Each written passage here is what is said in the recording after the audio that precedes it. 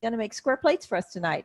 I am going to describe how I approach turning little square plates. And what initially got me interested in doing this is I started wood hoarding from a certain company.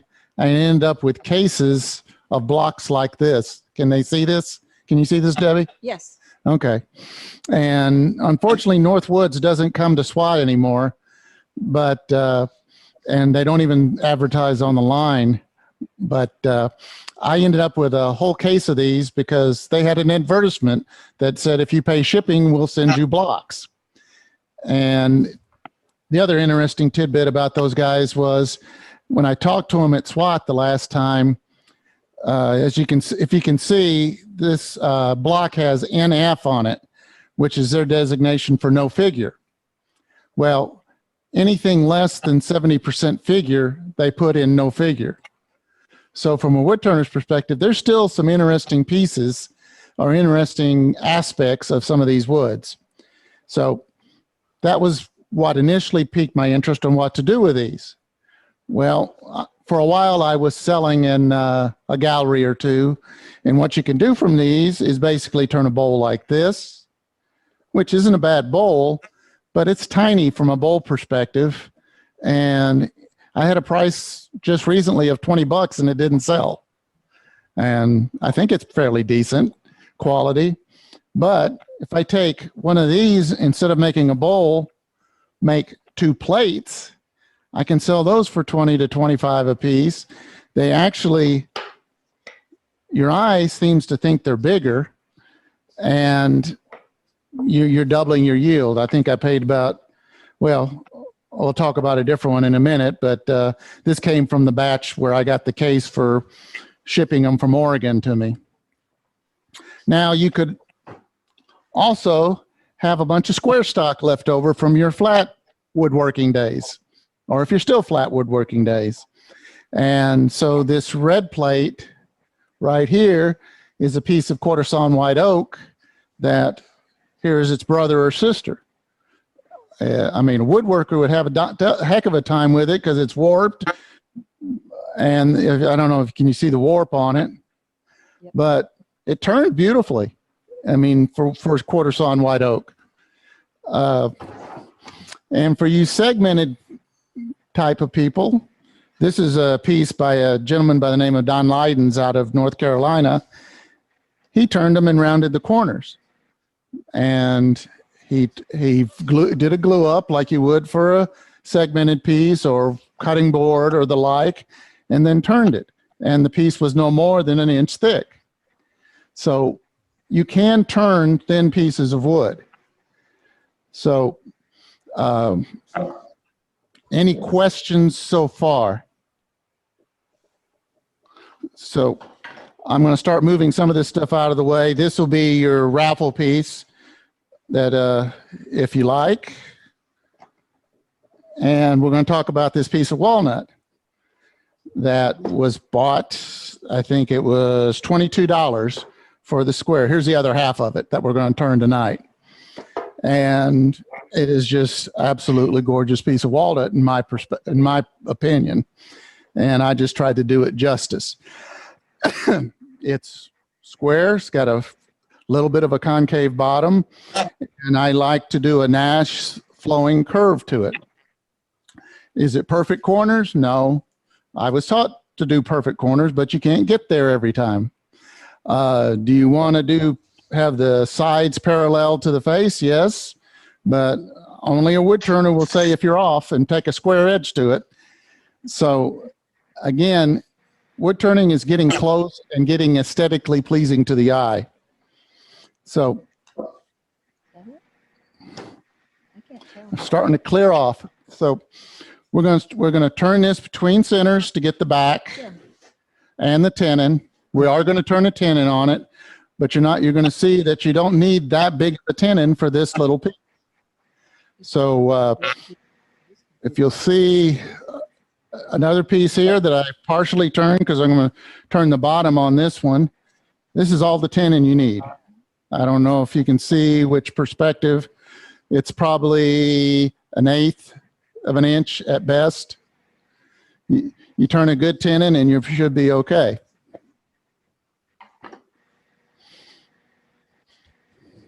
So for prep, obviously, I took it to my bandsaw, got fairly close to half, and you can see one side's not very even. This is the machine side that I bought, and it is going to go into the headstock because that is already flat and straight. And then I marked the center on the back, and I will use the points on both of these, the live center as well as the headstock, to bring it together to center it. Can you use a screw chuck? I have used a screw chuck before, but you're going to have to put spacers because you only want to you don't want to go deep. Otherwise, you're going to create a square funnel. So anyway, so the mount is going to be, I got a step center here, which gives me a little bit more hold on it. But any center would work.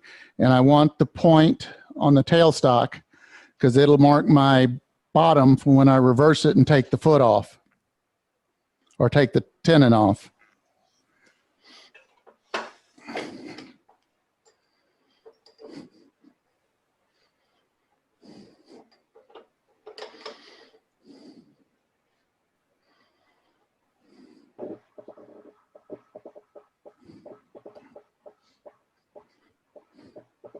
Okay. I want to crank that to where we make sure the teeth are taking hold. I'm going to step away from the side. I've got the tailstock locked.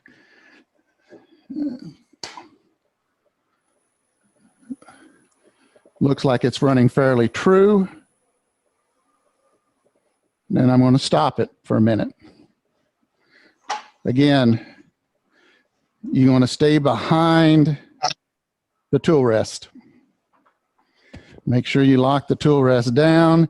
Make sure you test to make sure the tool rest is able to, the piece is able to clear the tool rest. Let's unlock this, give myself a little more room by holding this and just letting the whole thing move back a little bit. Lock it back down, give it an extra spin to tighten it up. And now we got room to move.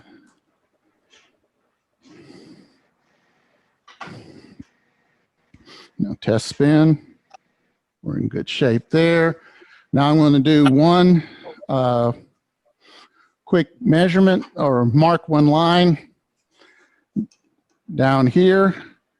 And that will be my go-to line for the back. And it's just a general reference because I want to leave about a quarter to right around a quarter inch or more to work on the top. So that's where I'm going to. And I got to make sure I can see it.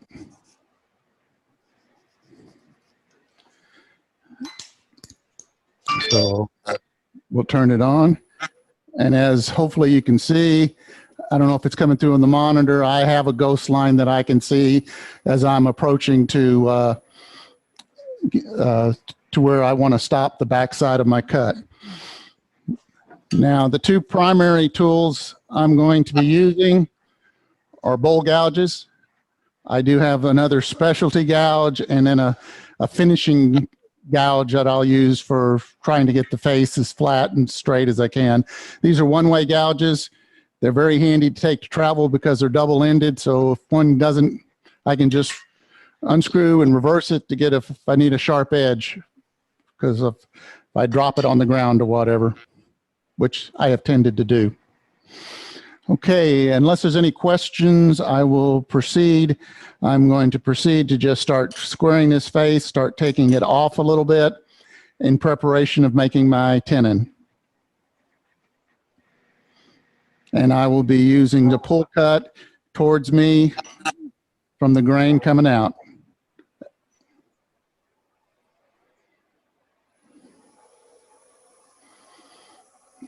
Oh.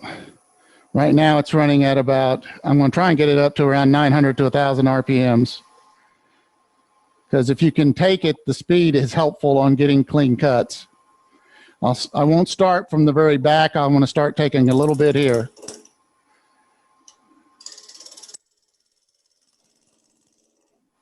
Trying to keep the tool to my waist.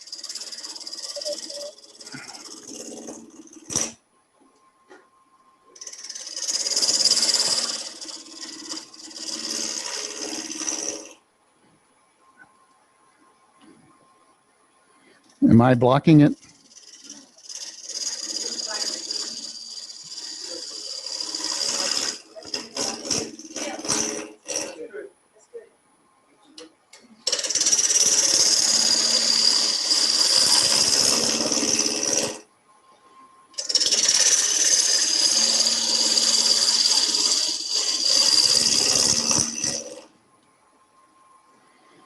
I am watching the ghost line of where I'm ending up.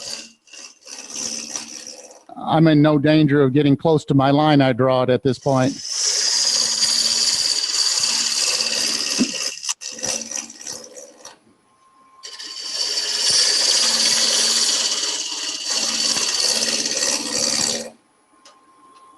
Now I'm going to clean up where the tenon is going to be just to get a clean face.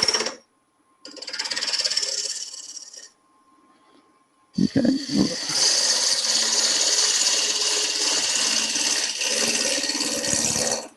Okay, let's turn it off and take a look. As you can see, I'm starting to take some of that. I got about 1/3 of the way down. I was trying to look at one thing that you may encounter, and you can't quite see it yet, but being that we're turning a square piece, there are 2 corners where you will be lifting in grain, because say this is the grain running this way, as you make a cut, there's going to be a tendency for those fibers to lift. Now, we had a workshop, what was it, 6-7 years ago with Jamie Donaldson, where we were turning square stuff. And I think he's the one that gave us the little tip that on those 2 corners, they're opposite corners, to where you see the fibers lift, put a little bit of CA around that corner, thin CA, let it set, and that will strengthen the fibers to get you a clean cut. Also, when we get close to where my line is, I will take an inward cut to try and get as clean an edge as I can. But we got a little bit more. You can see, I don't know if you can zoom in from the top. Down right here, you can see where there's a little bit of torn grain there. Not much to worry about. I didn't bring my CA with me, and I'm not going to do it for this demo. I'll sand it out later. But I learned something. If you seal something with CA and then you want to embellish it with your pyrography, have a gas mask on. I gagged. But anyway, since it stopped, this is a good time to adjust your tool rest, get it as close as safely as you can, and spin it to make sure you're clearing, because you do not want to hear that rattle. And we go back to turning. And what I've done on this Powermatic, and I've said this in several demos, if your lathe will allow you to turn the speed down to 0, that is a safer way to stop your lathe than hitting a button, because you will not turn the lathe back on at full speed. Powermatics and several others will allow your speed control to go to 0. I hardly ever turn the power off on my lathe, because I always turn it to 0, and there's never a surprise then when I turn it back on.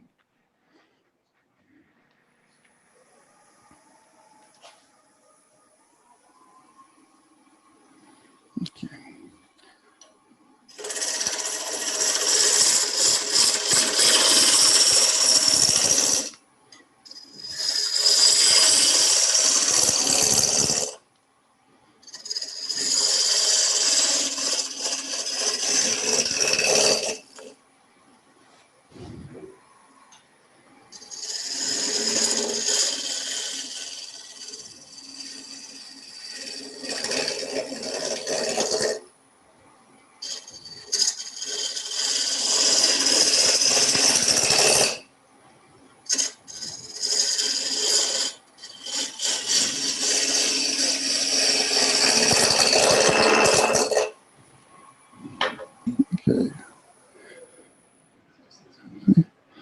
See, we're getting close to my line. It's not perfect on every end. Of course, my line I drew wasn't perfect on every end. So we're getting close to where I'm looking to do the final cuts. And you can see I have a little bit of issue where I didn't get it a smooth transition. So right now I'm trying to get it, and you can use the tool rest to help guide the angle you're trying to go at, so that if you do it this way, you can sort of follow the line of your tool rest to get your curve. You don't want a straight line, but this helps guide you. So what I'm going to try and do is I got to take a little bit off the corner here and then do a final cut, and I will turn my tenon. And here's where you can start, hopefully from the downward view, seeing the ghost that sort of tells you where your edge is. It's a learned trait, but you can figure it out. There it was. It's always further out than you think it is.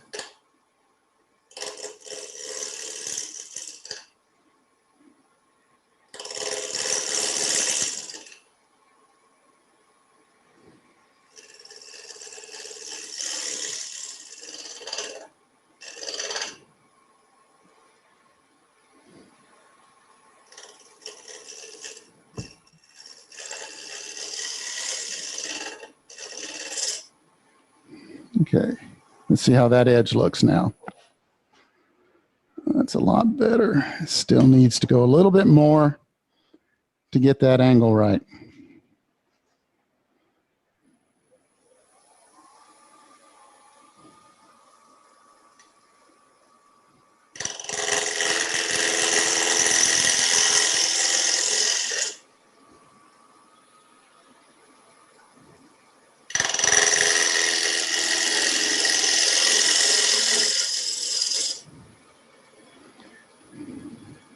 Okay, now come back and try and marry the two sides.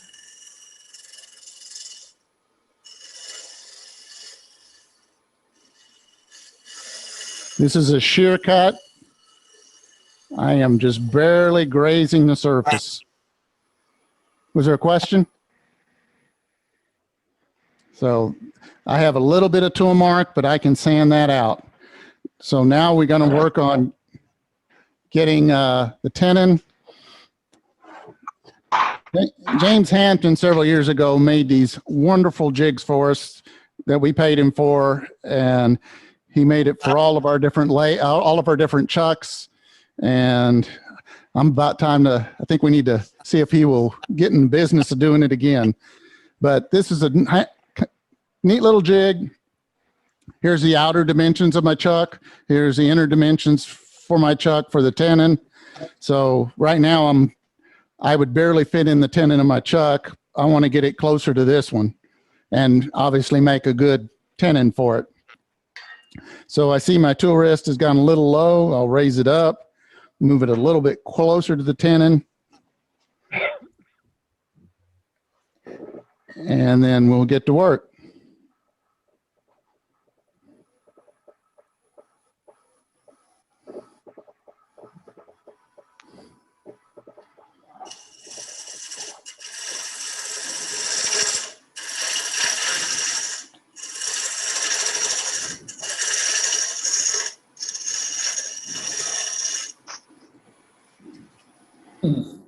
See, now we're getting close to where I need to be.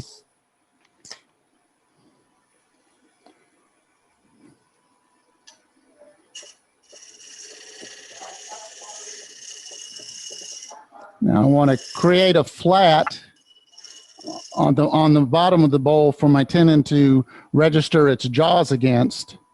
Now I'm going to step away and get the only specialty tool I brought, and it is my Glenn Lucas Dovetail scraper, and it cures the problem that I had last January when I threw the bowl off the lathe at our demo.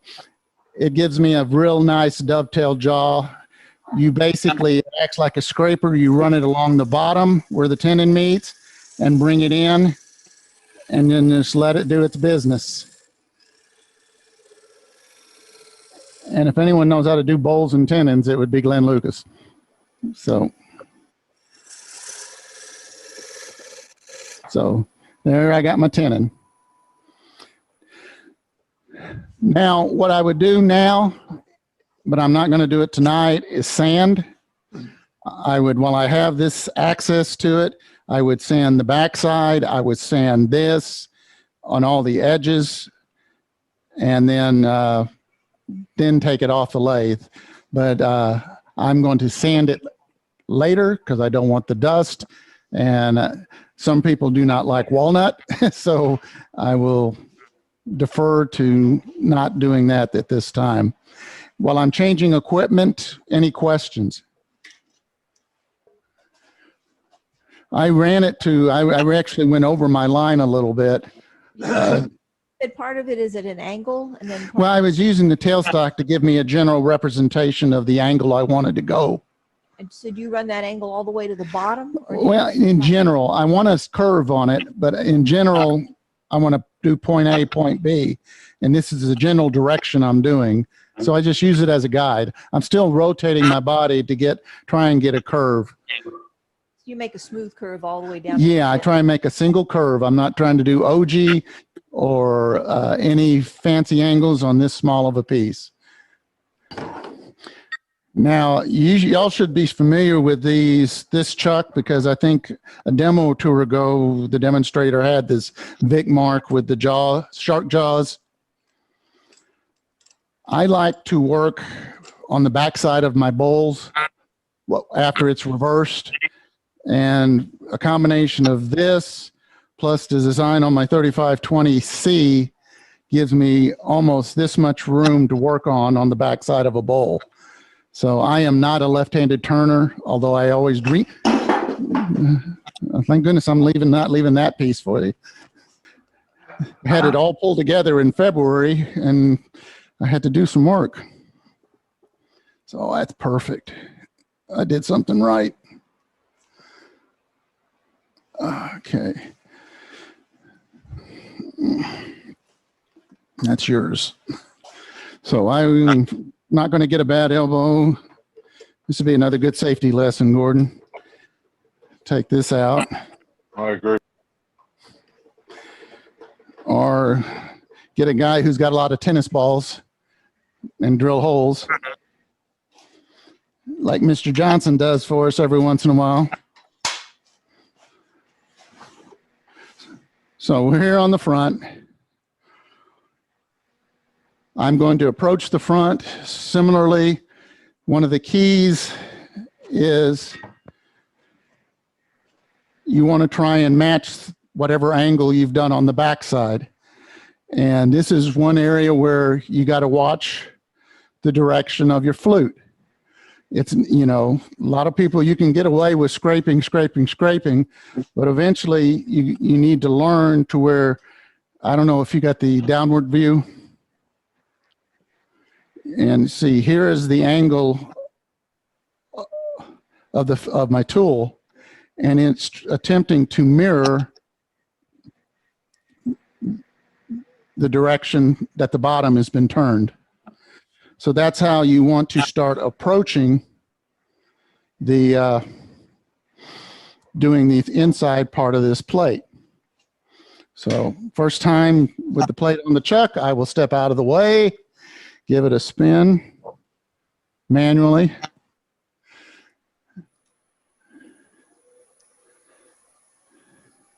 I did a demo in Maryland where I told these people doing a natural edge piece, you always spin it before, and 2 or 3 times I forgot, and I got reminded. There was a certain person that just loved to remind people of things like that. So I'm going to concentrate on the sides that'll be out of what you would consider the circle. So I want to get this down, and then I will blend the finishing cuts. No, because you can see it. It becomes pretty evident fairly quick. And I'm going to stop it a couple times, but you'll see it start grabbing wood on a more consistent basis. And that'll be your best tell that you're getting there.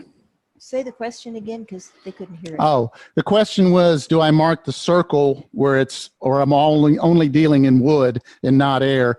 And when you start addressing it, and you'll know when you're there, and then I'll stop it and double check to be sure, but it becomes pretty evident. And then once you get it in a little bit to where you're in the safe zone, then you want to double check to make sure you've got even thickness. And this is what I do is I check for, this is one I check with just my fingers. I have calipers for my big bowls that I check to make sure I have a uniform thickness. This is so small, so tiny, you know, it's pretty easy to tell. Now I know whatever I did on this piece, it's not going to be totally uniform because as you can see, this side has been turned away quite a bit versus this side that's still thick. That means I wasn't totally planar, and so that happens. Things aren't cut perfect, but I think it'll still be something desirable on once we get it all done. Sandpaper can do wonders.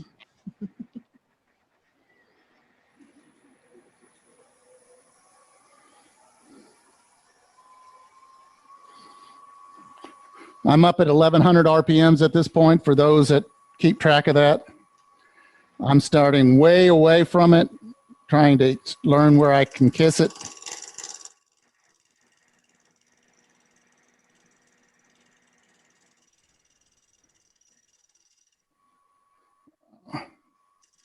Right now, I'm going to face this off because I'm dealing with unevenness first.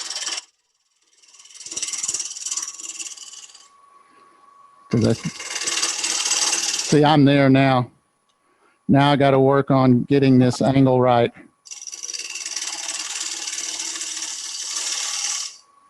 See, you can see where it got to be nice and smooth at that point. Do one more and then we're going to check.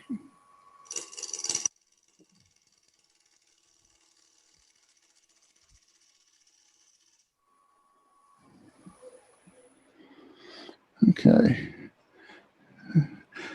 See, I'm going to have a design challenge with these two corners, which what I can do, and I got to watch a couple cracks right here, but I don't think there'll be an issue, is one thing you can do, since these two corners are folded back, I could sort of stop right now and give it sort of a organic look and sand these other two corners that way. So we'll have 4 consistent corners, which is probably what I'll do. I'm probably going to do one more cleanup cut on here. Then all we have to do is worry about taking the rest of this out.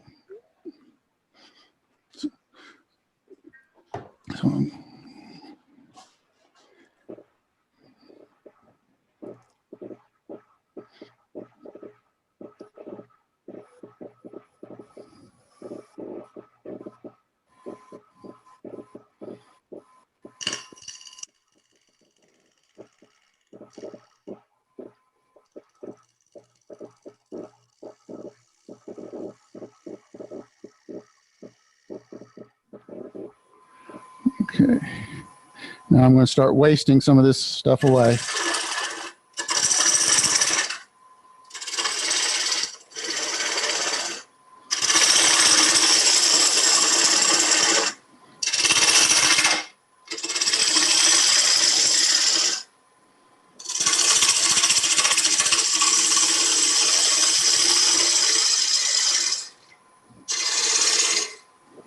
Okay, now starting at my angle.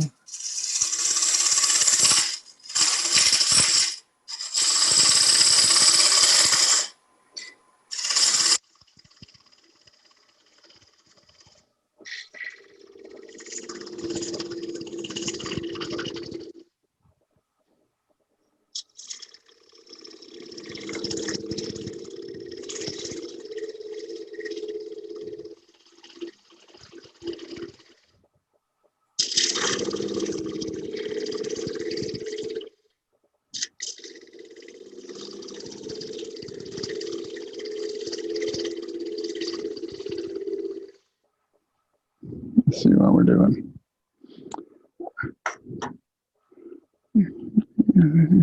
We're almost to the thickness we need just by feeling it. I got a little bit more to take out here. This is fine. This is fine. A little bit down here, and then I'll use one last bowl gouge to just bring all this stuff, hopefully, to a nice, satisfying finish.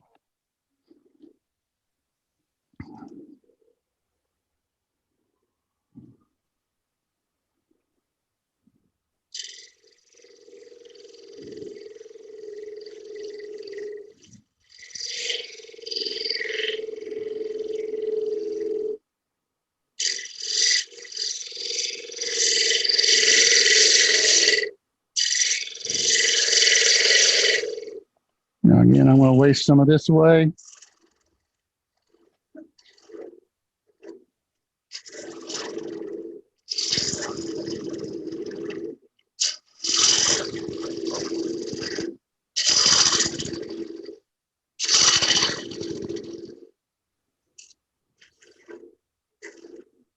Yeah, this is too high. I can't get to it. I have the tool rest too high. Okay, that's getting close. A little bit more.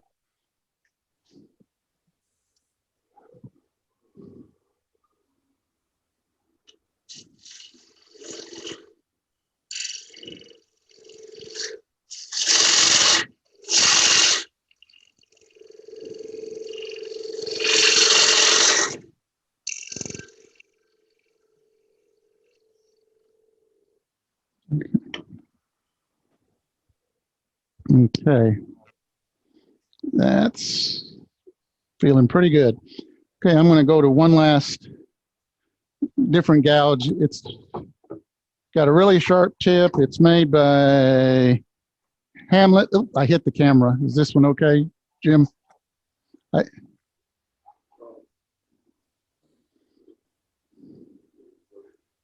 Okay. This is Glenn Lucas 3/8" gouge. It's one of my favorite gouges on these flat pieces because it's got a nice curve to it, a really sharp steel. It's M42 steel. I like to buy my tools from the makers. If I could give any paid advertisement, if you can buy from a maker versus a distributor, buy from the maker. This angle, it's whatever the Glenn Lucas. I don't measure angles. I find something I like and I use it. Glenn Lucas sells his. You can buy Glenn Lucas tools through Craft Supply, Packard, all these guys, but he sells them as well. And if you buy them from the maker, he's getting more of the money. So, you know, we got to support our manufacturers as well and our distributors, but the makers are the ones that have really taken it on the head this pandemic. The Woodcrafts and the Craft Supplies and the Home Depots and those guys have made a mint.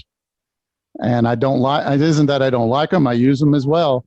But if I have a preference, I'll always ask if I'm getting an Allen Lacer SKU, Allen, are you selling your own SKUs? Some do, some don't. So now we're going to try and see if I can finish this thing off.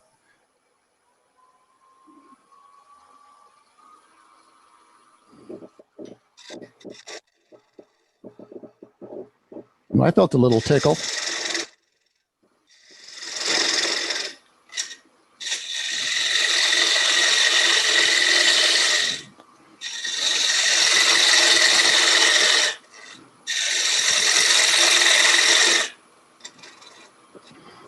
Damn it, I'm still too high. Need to move it in a little bit and down. I don't take the time to check, but you really should check that the bottom part of your gouge is at the center point, because that's what's going to do the cutting. I think this is it. Let me spin it to be sure.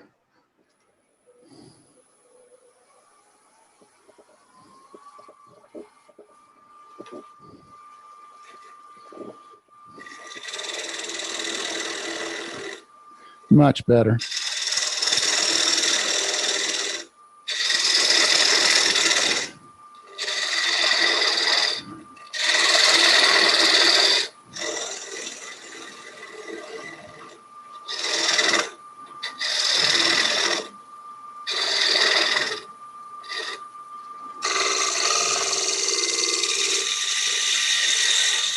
I'm trying to do just a slight cut.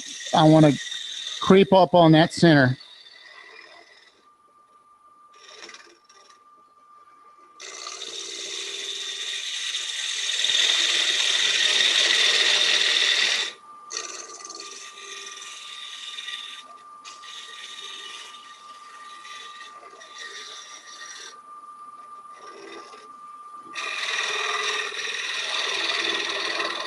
Notice how far away my hand is. I am not, I'm still behind the rest.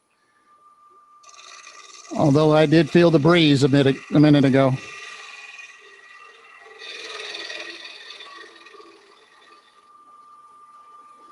Let's see where we are. You see this little nub here? I used to fret over that so much that I'd end up digging and digging and trying to get it out. You know, that is the easiest thing to sand out.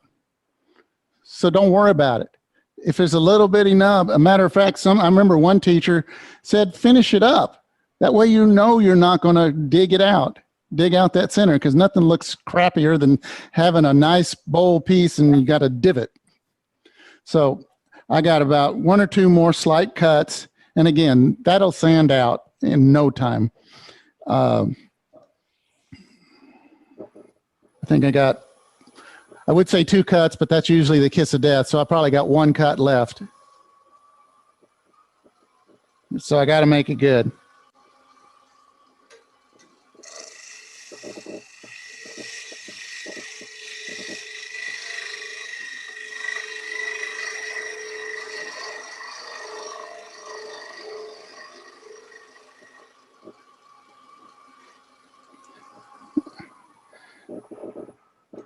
So I got some tool marks, but I got a fairly flat surface that works there. I will sand these corners, these 2 corners back to mirror these, and then I'll have something that looks similar. Sanding. I used to be a devil with sanding, and I'd started at 80 grit sometimes. And I'd started spinning at 80 grit and learned the hard way, and then through some instruction, you very rarely want to use something below 120 grit with the lathe spinning. You just cut grooves too deep, you never get out. And I finally saw a video, and I think it was by Glenn Lucas, and he goes, yeah, I use 80 grit, but with the lathe off, and only for the spots that need it. So that has changed my discipline on sanding. Is I start at that 120 grit, and I may stay with it through 2 or 3 sheets until I get it to where I want to. And if I have tear out, or if I have areas that I just can't get the 2 marks, I will address those with the 80 grit without the lathe spinning. And my work has gotten a lot more consistent finish, and I'm not having to put pieces back on and resand them. Because telltale sign is, if you ever dye any pieces like I like to do, they will show your tool marks faster than anything. So, matter of fact, that red piece was dyed, was sanded 2 to 3 times, because that red just pops all your tool marks. So you have a well sanded piece for your raffle. So again, now I would sand the inside and go over all the corners again. I'd get it to at least 220, 240. I may take it to 320 because I'm going to Beal buff these unless I dye them, when I'm not going to dye this beautiful piece of walnut. So I will Beal buff, and then I will put my first coat of finish on here before I reverse it and take off the tenon. Especially if you're going to vacuum chuck, that's a very good thing I learned from a Mr. Jones that might be on the call tonight, that if you've ever had a piece on vacuumed and you vacuum, turned it off, and all of a sudden you take it off the vacuum chuck, you see a ring, you've just pulled fibers up. And if you seal it with whatever finish you're going to use and let it dry, which sometimes we're not very patient people, you may end up with a mark off the vacuum chuck or whatever you're using to address it, but that usually will rub out with another coat of finish because you've sealed those grains. Now, finish, I have three different finishes depending on the application. If it's a utility piece, like a salad bowl that's going to be like for daily use, I use the walnut oil from Mike Mahoney. Mineral oil works. There's other salad bowl finishes you can use. That is what you use for utility bowls, utility utensils like pizza cutters, salad tongs, that kind of stuff. I use a salad bowl replenishable finish. And you must tell those people, please do not put them in your dishwasher. It looks like I lent one of my pizza cutters that I had out of a handle out of lignum vitae. Beautiful piece of green wood. And neighbor borrowed it. She goes, oh, I'll clean it up. And the whole thing was pitted like it'd been sandblasted when I got it back. And luckily I was able to hand sand the whole thing out and put another coat of oil, but I didn't lend out that pizza cutter again. That's my finish for you, what I call a utility finish. You can't say I'll talk about food safe in a minute because we had Mike Mahoney address that as well when we talked about it. My finish for bare wood, non-utility, is I use a product called antique oil from Minwax.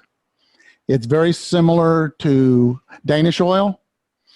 It does not sell by Home Depot or Lowe's, but it is sold at True Value. And I know several of the club members are using it as well. So the True Value in Bandera keeps it stocked now after I had to custom order 2 bottles of it. But it's a little bit thicker than Danish oil, and it shines up a little bit more. This is done with the Minwax antique oil. And after you let it totally cure, you can Beal buff it. And then for color pieces, I spray lacquer because you can't Beal buff it. And so we've talked before about how you approach lacquer. I've fought with it or dealt with it for years trying to learn. And I do 3 coats of lacquer, then I steel wool, and 3 more coats of lacquer, and then I will hand buff it out with, depending on, if it's a really gallery piece that I'm taking, I will hand buff it and wet sand it to 2000, and then polish it. You wet sand it at 800 to level it, and then you're polishing it after that. And I polish it with the car wax, not turtle wax. I forget the name of the wax. It's what Jimmy Clues told us to use. Someone's curious, just drop me an email and I'll tell you. But I use their buffing compound and their Canuba wax. So that's how I do the color pieces, is especially with some of those that I've added texturing, or I'll do the marble effect with that spray stuff. You cannot Beal buff that. You can just enhance it and let it spray on with lacquer. The piece you got at Christmas 2 years ago was all lacquered after I did the paint effect. So the Minwax stuff is great. I got that tip from, I started asking everybody, and I was lucky enough that Betty Scarpino was on my Facebook friend list. So I asked her flat out, and that's what she told me she uses is Minwax, unless she adds color, and then she uses lacquer. So what's it called again? Minwax antique? Antique oil. It's in a red container. If you go to the True Value website and look up and do a search on that, you should pick it, pop up the picture.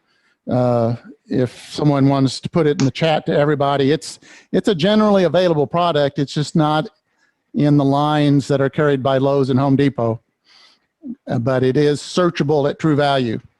What do you put it on, with a paper towel or a brush or what? Paper towel. I don't even use a full paper towel. I take about 1/8 of a paper towel, roll it up because I don't want the oil to be soaking in it. And then I rub it in on both sides. Takes about a minute. And I'll if it's a bowl and I do it, I will spin it to take off any excess. Won't necessarily do it on a square piece, but that's how I address. Does it get tacky in hot, humid weather like Don't know about the hot, humid weather. I'm in air conditioning, but it seems to work all the time. I haven't heard any problems with it and from people using it. Like I said, it's almost like Danish oil, but it's a little bit thicker and it shines up a little bit nicer than what I thought with Danish oil. Because I was using Danish oil for years. Okay, guys, I didn't have a good waste block. I forgot to bring my waste block, like I forgot to bring my Allen wrench for my chuck. So I'm going to make do with a piece of trivia that we're going to, not trivia, but something I'm working on now, because I usually talk too fast and we have plenty of time left. So I'm almost advertising probably for a demo that John Stiegel is going to book me for later in the year, if he's paying attention. He is. So here's the bottom of another one that I've already put the finish on.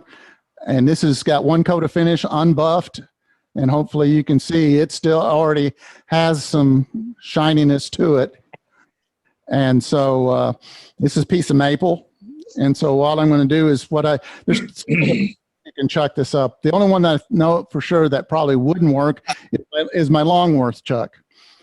But you can do it with a waste block like I'm going to do. And again, you'll end up with a little bitty nub that can sand off pretty darn quick. You can use your vacuum chuck is another way, obviously, to do it. I don't, except when you got a porous wood like an oak or ash, the holding capabilities can be challenging at times for a very open grained wood. So you got to sort of be careful on taking, if you do chuck up or vacuum chuck a piece like oak or ash, make sure you're holding it well and do not take heavy cuts because you could come off fairly easy. So that's another safety tip. Gordon, yeah, I need to get extra pay for this. So here's my registration mark that I made when I turned this one at the shop. And you can see at the shop, I was nice and even and no pressure. And so anyway, this is fairly flat. This is an old router pad, cut up a couple pieces, put it over like this, and do it like this. Make sure it's all covered. Crank it in, and you should have a fairly acceptable way to finish off your bottom. Okay, what I'm going to, I'm a little bit too close again. So we take this off and just crank. Get some distance. I am lazy. I hate pulling things down and redoing them.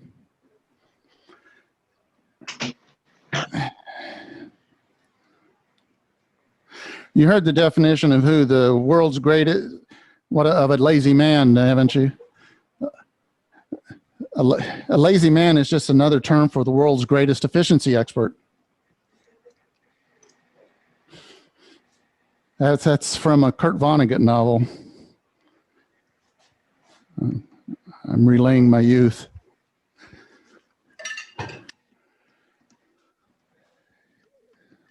I'm getting my tools ready. This is how I check the bottom of my foot. All I'm going to do is try and level and clean this up, and all I want is a little bit of gap when I hold it over the center, which means it's not going to rock on the center. So I want to clean this up so it looks like a solid with no change. See? And it's got a little bit of cavity. That's all you need. on when I do them, because I want it to look as natural and as organic as possible. Organic, that's a selling term. So I've got my little bowl gouge, and if I needed to, this is why it's handy for traveling. Oh, here's my Allen wrench. This is one of my traveling turning tools because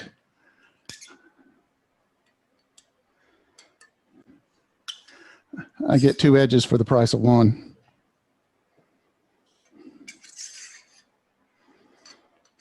And several manufacturers sell these. One Way I know does. Several of the other guys do. I think Mahoney had one, but it was 2 different grinds on the tool. One for bottoms and one for regular bowl grind. So me, I've got the same grind on both. So I've already checked. So it's not quite center, but we're going to make do.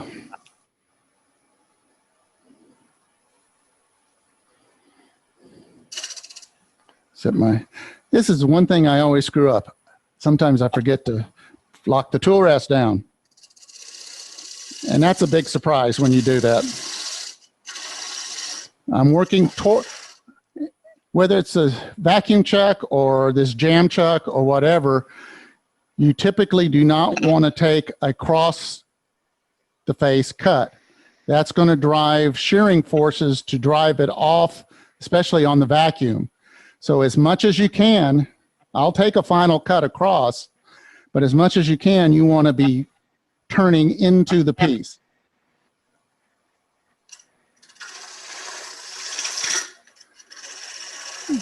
So my pressure is always into the piece, or as much as I can. It's not perfect. There's always exceptions. Okay.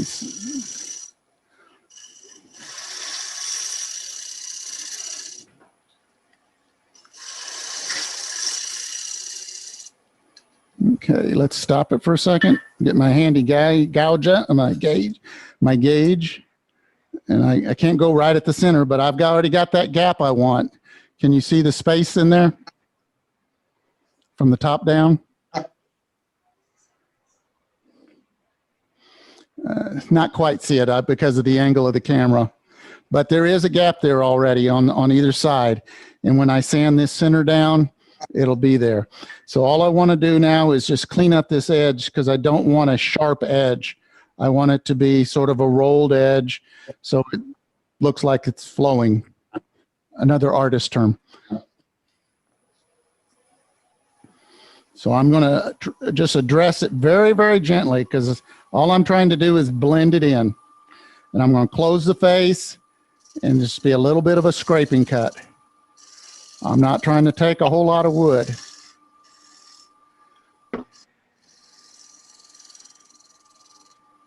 And I can touch in here. Still got a little bit of a ridge.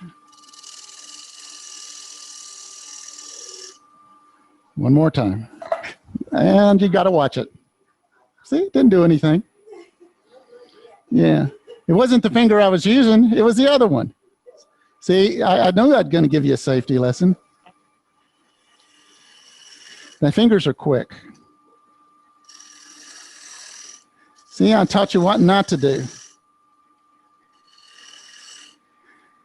Now, if you have a detail gouge, you can take this a little thinner, but this is thin enough.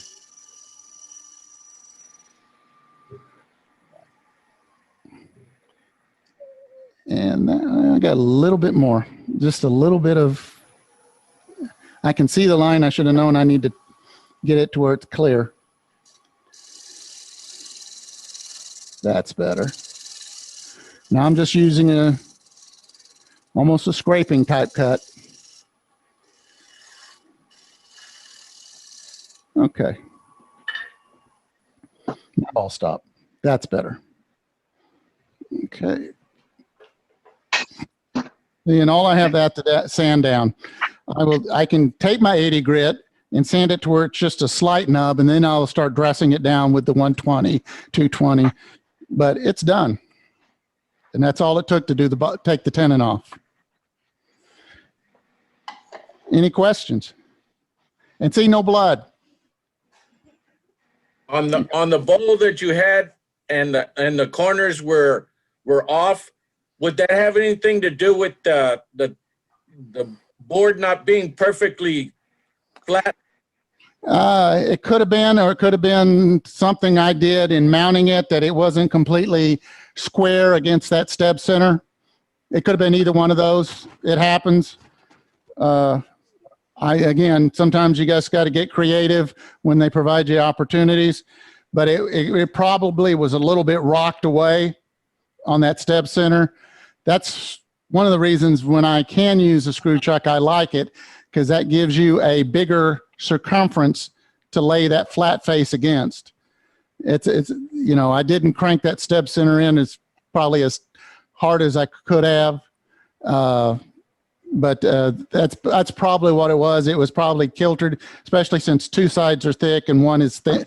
Two sides are thin. It was probably canted a little bit like this, to where when I did the final cuts, it was like that. But I'll clean that up and hopefully show that at show and tell. Any questions on flat turning before I give you the bonus coverage? That's sometimes it's whatever opportunity gives you. Square corners can be desirable, but this one guy by the Don Lydens, he has a template that purposely does those rounded corners. So no, that was the stock I got from the distributor. You could cut them. Yes, I'm sorry. Yeah, I cut them to what you desire.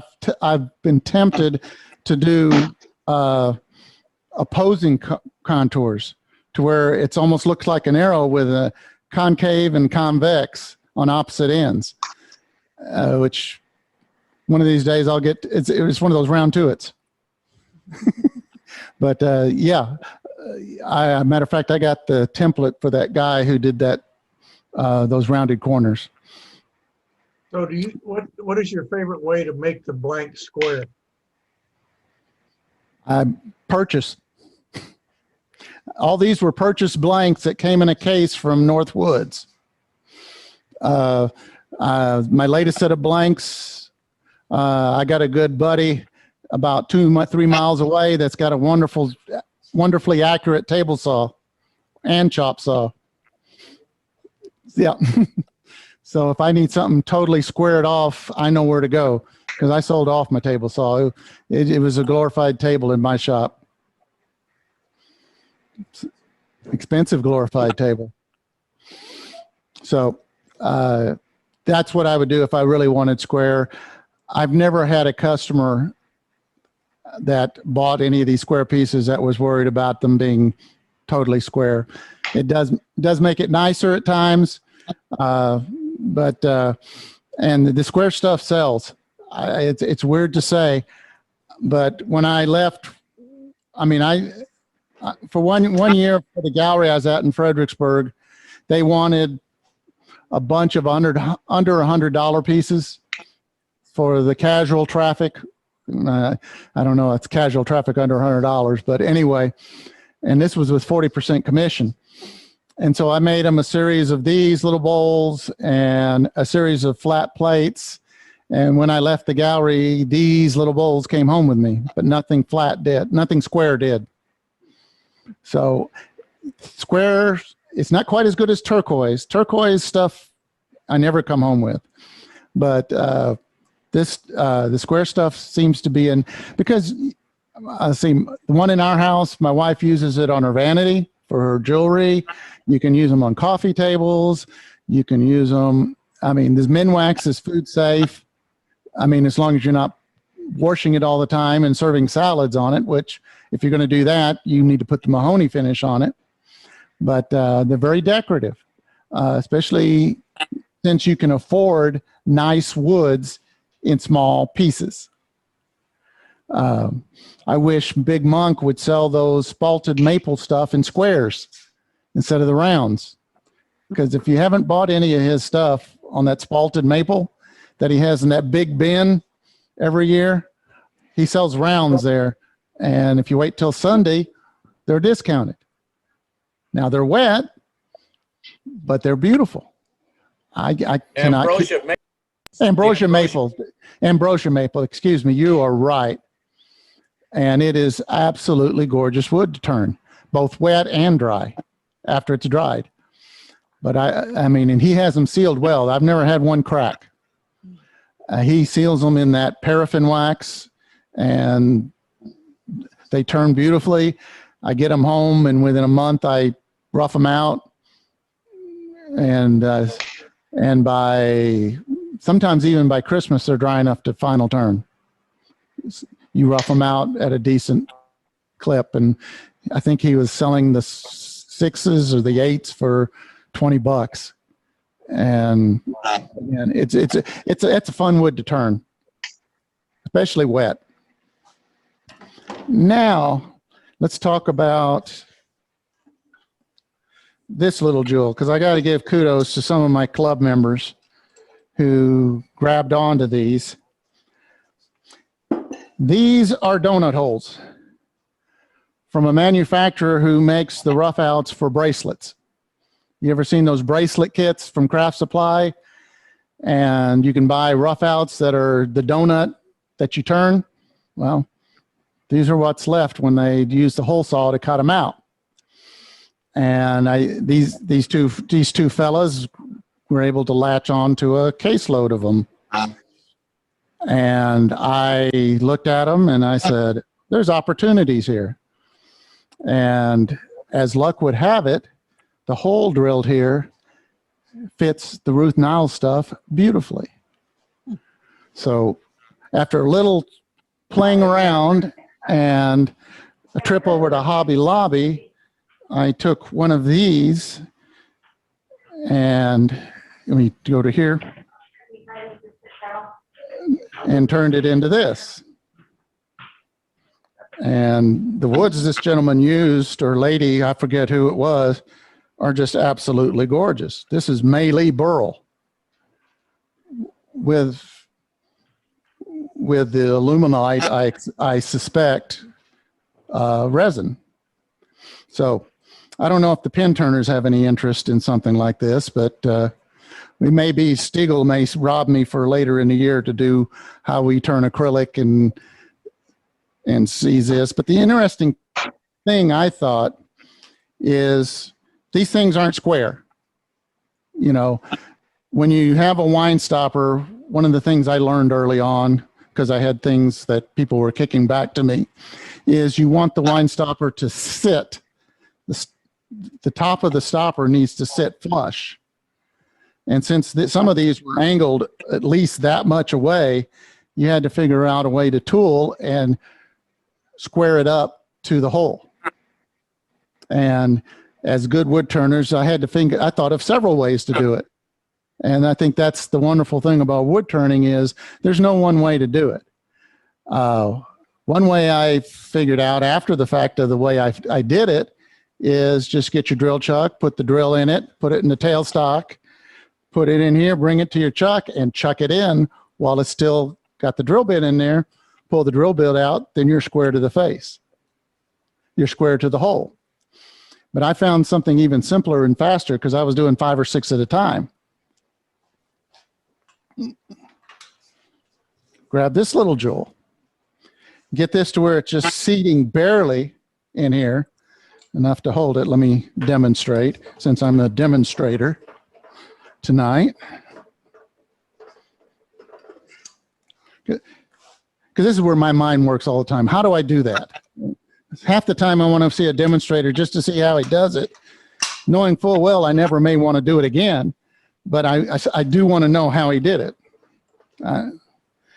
So I had a little cone like that. Get this out of the way for now, because I've already done it on this one. I'll do it to the opposite face. Oh, there's Chuck Key. So I get it loosely in here, bring this up where it's going inside, like that. Now loosen it up. It's not going anywhere. Keep it flush against that cone. Crank it in once. And while I'm holding it flush, crank up the chuck. And that's good enough. I figured out that was good enough because I got so much stock here. I'm going to take a good 1/2 inch on either side off of it. And that's all I needed to do. But if you wanted perfect accuracy, use the drill chuck with the drill bit in there. And all I'm doing is I'm taking a parting tool, or I've got a badan because I'm tool junkie, and I just square it up and start running it. Once I have it in the chuck, I can pull this away. So I take the badan or parting tool, square parting tool, and just angle it in and do it 2 or 3 turns. And then, you know, the outside part of the wine stopper blank will hit flush because this is recessed at the center. So am I making sense? But anyway, oh, the crystals, my fake crystals come from Hobby Lobby. I think a package of 40 was under $5. And Can we see a close-up of that? The crystal?